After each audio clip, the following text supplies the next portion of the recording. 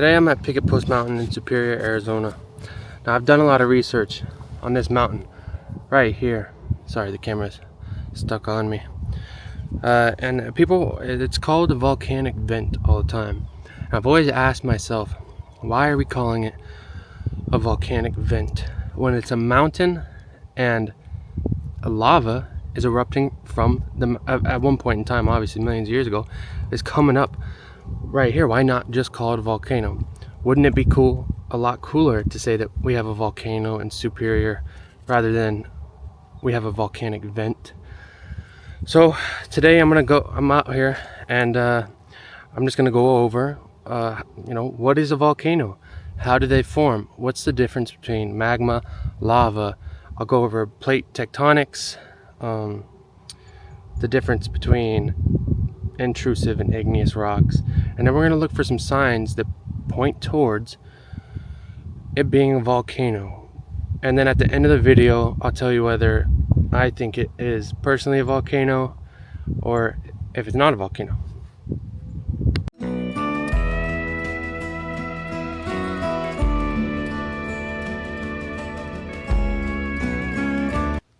So what is a volcano? The definition of a volcano is an area on the Earth's surface where lava, ash, and volatile gases erupt from the surface and eventually solidify into rock. They form above chambers of magma.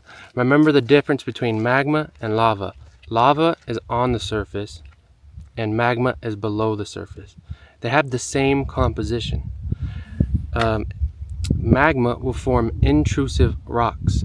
Just remember intrusive because magma is in the earth, and lava will form extrusive rocks. Extrusive because on the outside, and they produce different things. So a intrusive rock is going to be coarse grained. Now it forms differently because lava cools a lot quicker than magma. Magma is still on the earth, it's still hot. But all right, we're going to keep going and we're going to see if we can find some more evidence of a volcano here.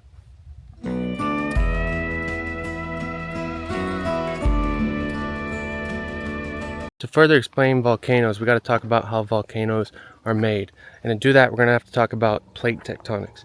Now, plate tectonic theory is the theory that the Earth's lithosphere, the upper mantle, our continental crust, and our oceanic crust is divided into 7 major plates that move relative to each other.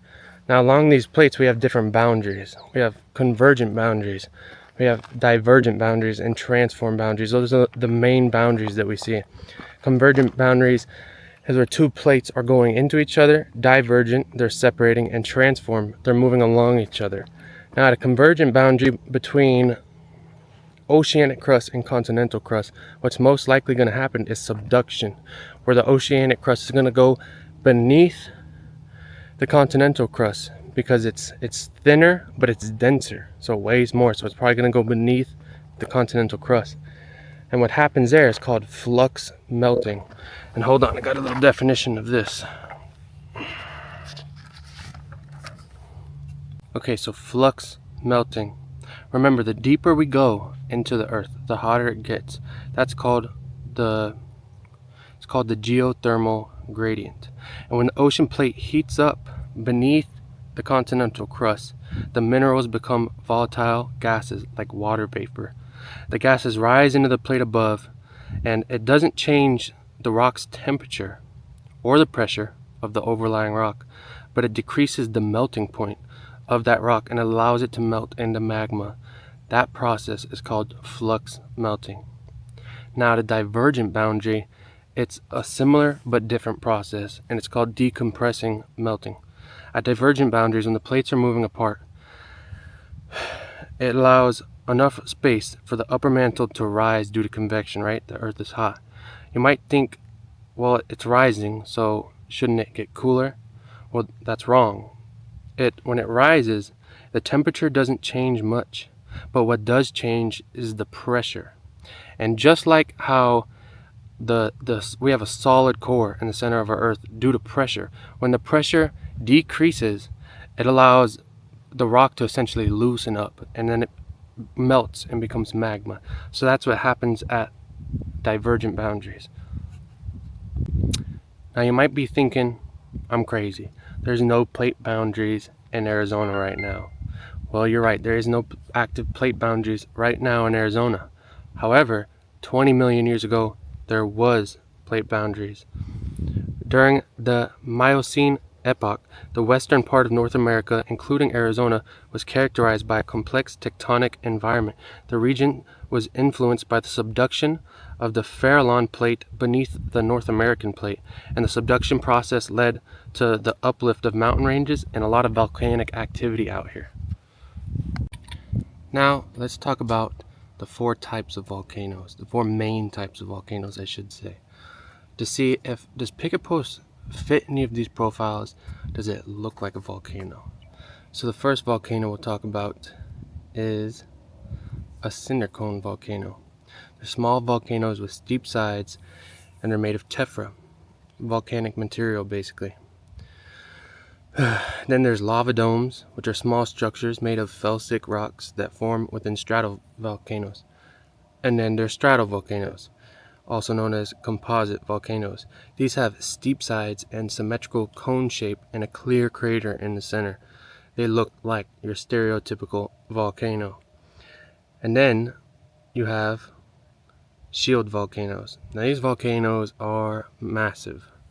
So does Picket Post look like a volcano? No, not at all. But if it was a volcano, which profile would it fit the most?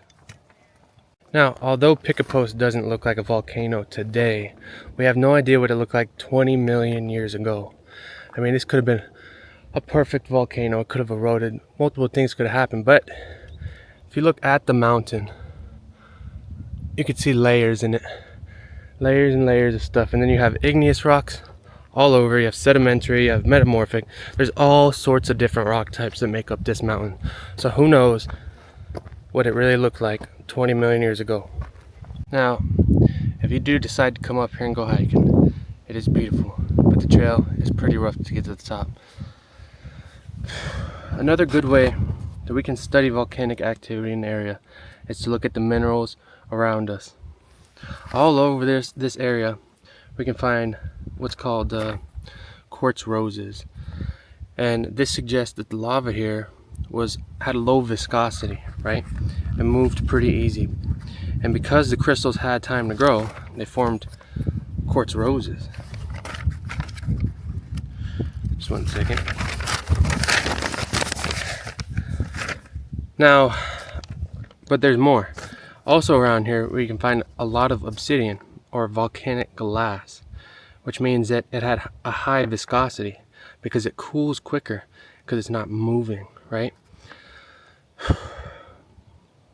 So what does it mean that we have quartz here and we have obsidian? It's good evidence that there was multiple eruptions here. There's multiple different types of lava here, which means this volcano could have erupted, or if it is a volcano, this volcanic vent could have erupted multiple times over thousands of years. That's the end of our hike. We didn't quite make it to the top. We came a little underprepared, but we'll try again another day. So, is Picket Post a volcano? Well, the answer is yes and no. It has characteristics of a volcano, and it also is missing characteristics. It formed most likely at a convergent boundary during plate subduction millions of years ago. And did lava come out of the ground here? Yes, it did. However, it doesn't have a cone shape. It doesn't have a clear crater. So the answer depends how you look at it. Is it a volcano? Yes and no.